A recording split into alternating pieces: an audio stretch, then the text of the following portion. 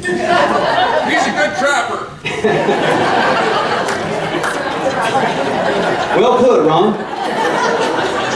I'll call you next time. Ron writes my stuff. Okay. Gotta put these back on. Don, it's your turn. So, having moved back to Vail in 1979 from a track town where I lived before I moved back to Vail, much similar to the Viking football tradition, that's how the track town was where I was living at the time. I already knew about Don Wayne. I used to study the state track meet results when I was young, and I knew all the Vail kids. Then I knew Don Wayne, and I knew he held some records, and he did some really good things at the state track meet. As a matter of fact, did you know that Dick Fulweiler, the late Dick Fulweiler, won the shot put in 1960 from Vail? That there was a Hilton Perkins that was really fast too, but not as fast as Don. Before I became Mr. Wayne's student in the 7th grade, I already knew that he held that school record, and I also knew that three of his teammates and he held another school record in the mile relay. Well, it took 9 years for another team to beat it by just 0.9 seconds. Just think, Don, if you'd have run a little harder that day, you'd have 2 school records instead of 1. It really goes without saying that when you think of Don Wayne, you think of track and cross country. He has many accomplishments outside of running as well. Did you know that he was crazy enough to spend 41 years in education? He was a teacher of some capacity. 41 years, Carly. You have 40 left. Also, an amazing feat. His middle school track teams won the district title 14 years in a row, both boys and girls. Every year was a foregone conclusion. We never asked, did you win? We always say, hey, how did the second place team do? That is an amazing feat. But you know what? It wasn't so much that Don won those 14 titles with the boys and girls in the middle school. You know what it was? Really what it was is his job of getting marginal kids to go out for track and feel like a part of a team. That's really what Don was good at. Because of his efforts, you'll see in the banner at Vail High School, you'll see 2 banners. One's for the boys, one's for the girls. They both say, track and field, state champs. But that wasn't all that he had done. Don Wayne's cross-country program put Vail High School in Vail, Oregon on the map. Not just regionally, but nationally. Don has a little salesman in him, and I'll let him tell you how he persuaded the top 2 ranking high school cross-country teams to attend the Oregon Trail Invitation in the same year. After that, everyone wanted in. It was really fun to see all the license plates at that event from all the different locations. During those years, you could tell what time of the year it was by how dark the circles were under Don's eyes. He has a very supportive wife, Annette, who worked tirelessly at that event as well. It really, really did turn into something special. The most amazing and unbelievable accomplishment, though, is the number of seasons he coached. I added them up. Between high school and middle school, obviously track and cross country, but also football, basketball, wrestling, and volleyball. He coached 104 seasons.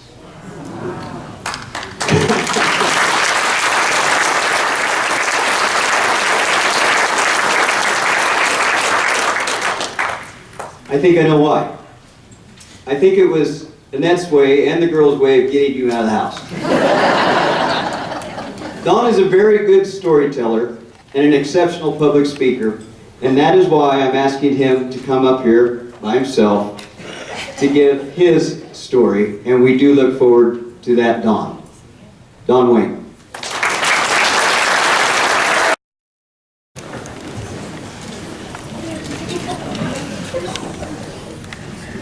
See how I grabbed the mic? You'll never get it back. That's probably true. My kids told me I need to cut off half of my talk, so it's interesting. My wife and I went out to dinner here a few months ago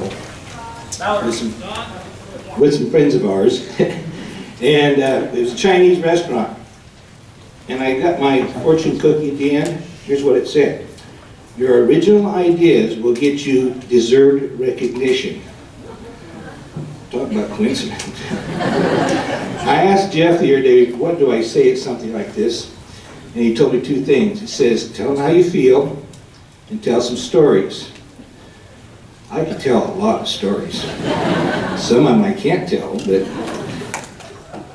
how I feel, I'm very humbled. You know, when Ryan came out to tell me, I was literally in tears. I mean, that's something I inherited from my mother and I wish I hadn't. I come to tears pretty easily. I feel that instead of me, you congratulating me for things I've done in the community, I should be thanking the community. This community is amazing. Anytime you come up with some kind of project that involves something for our kids, there's an unbelievable number of people that show up to help. It's just amazing. I've been lucky enough to be in the community, to grow up in the community, teach in the community, and coach. And I'll share some stories from each one. I'll try to keep them shorter. Growing up, we moved from Payette to Jameson. We lived on a cattle ranch, a McBride Cattle Ranch, and I played in a hay loft in a horse barn, watching Jeff Stubbs slide out the top plane. But he was okay. He landed a 4-foot pile of horse bucky. Going to a school of 3 rooms, chasing Jack Cottontails around the playground for recess. That was a lot of fun. Then going to high school and having Bob Ment. Bob Ment, as all of you know, has had an impact on a heck of a lot of people in this community. He sure did with me. He had a way of getting things out of kids that we didn't believe we could have done ourselves. And I know I wouldn't be standing here today without his example. I remember one time in track practice, running back from the sand dunes south of town, and a dog started chasing me. And I wasn't worried because I knew Bob was coming right behind in a school bus with the rest of the team. I said, well, he'd certainly run up here and get me. Well, sure enough, I could hear the bus, and I could also hear the rest of the team cheering. And I kept waiting for him to come up and pick me up. Pretty soon the dog gave up. He finally pulls up, picks me up, and I'm getting on the bus, and I was a little ticked. And I went back and I sat down with one of my teammates. I said, why didn't he pick me up? He says, Don, he was clocking you. He says, you know, you could broke a 2-minute half mile today. I said, oh. Teaching in Vail. I didn't plan on coming back to Vail to teach. To be truthful, I didn't even want to, because I was afraid of who my students would be. And sure enough, I walked in my first classroom, 6th grade students, and there was 2 kids in there that I'd worked for their dads in the summer. One that I had was a boy of somebody I had in high school, teacher I had in high school, which I didn't care for. And then there was the 2 girls I dated, their bigger sisters. Coaching. You know, I coached for 20-some years at junior high, various sports. And I didn't think high school would be any different. I got the opportunity to go up and start coaching high school cross country. First week of practice, it was really hot. And I've been putting the kids through some pretty tough workouts. And I thought, well, today let's do something fun. So at the end of practice, we were going to play water balloon tag. You know, what you do is you kind of take their back of their shirt and you pin it up with safety pins, you put a water balloon in there, and they start chasing each other, trying to break each other's water balloon. Kids were having a riot. Until one of the senior girls comes running up to me and says, Mr. Wayne, those boys are cheating. I said, what do you mean they're cheating? Well, they're just not playing fair. They're going out and grabbed my arm and held me while the other one broke my water balloon. I said, well, yeah. She says, well, that's not fair. Can I have another water balloon? Well, sure, if you want to do some more running, that's great. So I handed her another water balloon. She sticks it down her bra and takes off running. Welcome to coaching high school in Vail. Another adventure I had on one of our cross-country trips, Since we had that Oregon Trail Invitational, we flew back to Nebraska one time to Scotts Bluff to run a cross-country meet back there and see some Oregon Trail sites back there. While we were there, we went to Cabela's, the world's headquarters, the original Cabela's store. A couple of our boys decided to buy some of those those wooden guns that shoot rubber bands, you know. And on the way back to the airport, my wife was driving the van, and I won't mention any names, one of our students in the back was shooting in her back of the head. Of course, she had puffy hair, it didn't really hurt, but she was taking the rubber bands and sticking them around her wrist. Well, as we were taxiing down the runway in Salt Lake, my wife turns around to, I won't mention the name, several rows behind us, and she goes, "Look at here, I got the rubber bands." And he yells out, "I don't care, I still have the gun." You know how quiet an airliner can become, and how fast stewardesses can come running on an airliner? You just mention that word. You know, I've been real lucky. Over the years, you were talking about winning all these junior high titles and state titles to high school. It takes a coaching staff. You know, I was very fortunate. It has a lot of good coaches coaching with me. A lot of them are here tonight. I learned a lot from them.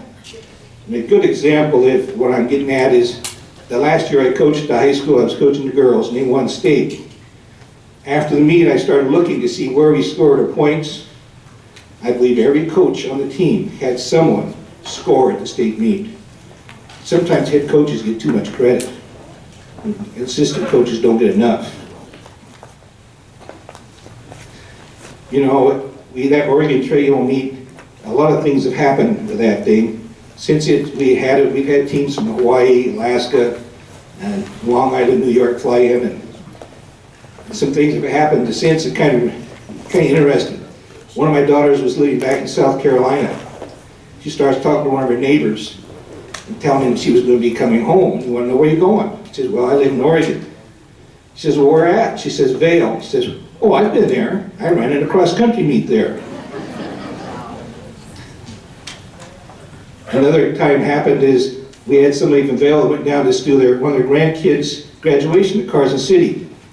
One of this, salutatorian, one of them got up to give a talk, and he started talking about this dumpy little town in Eastern Oregon where he ran in a cross-country meet. Yeah, it was an awesome meet, and it couldn't have happened if it wasn't for the people of Vail helping. You know, that meet, it turned into over 1,000 runners from a lot of states. 300 of them were camped out on the playground. And the businesses in Vail that helped with that thing, it took over 50 people, volunteers, each time we had that meet. You know, I remember the U.S. Bank, Pioneer Bank, their employees volunteered to come down and man the registration tables for us. Logan's provided, I don't know how many cases of grapes so the runners had something after the race. Lions Club pitched in money to pay for the pizza party that we had at the dance afterwards. I went to Lindy Dittinger. I said, why would Lindy want to provide money, pay house money for a cross-country meet? You know, the people who are going to get the program where his name would be mentioned are coming from out of town, probably don't have anything to do with buying feed or anything. But like a lot of other businesses in town, they donated money to help put on that meet and pay for the medals and trophies. And that's just the way the whole community is. This community is just like tonight. Look, how many people show up for this thing and how much money was raised to raise money for our kids to further their education. I don't know of any other community around here that can put this thing, something like this together. And next, I want to thank one more person. Granny, would you please stand up? We just recently celebrated our 50th wedding anniversary.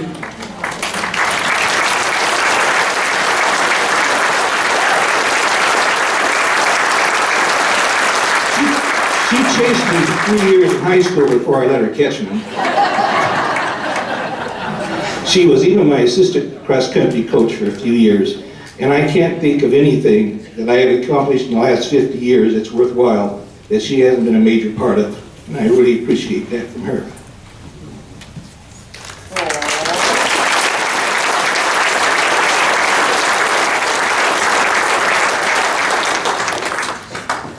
And I'm not going to do the last part because I've been up here long enough already. So, one other thing I did read though, there was a young man that had to do a report on being what is it to be successful. So he went to his grandmother and asked her, says, what is the definition of success? And she says, she thought about it for a few minutes, then she looked at him and she says, well, success is being able to look back on your life and smile. And I've been smiling a lot lately because of you guys. Thank you.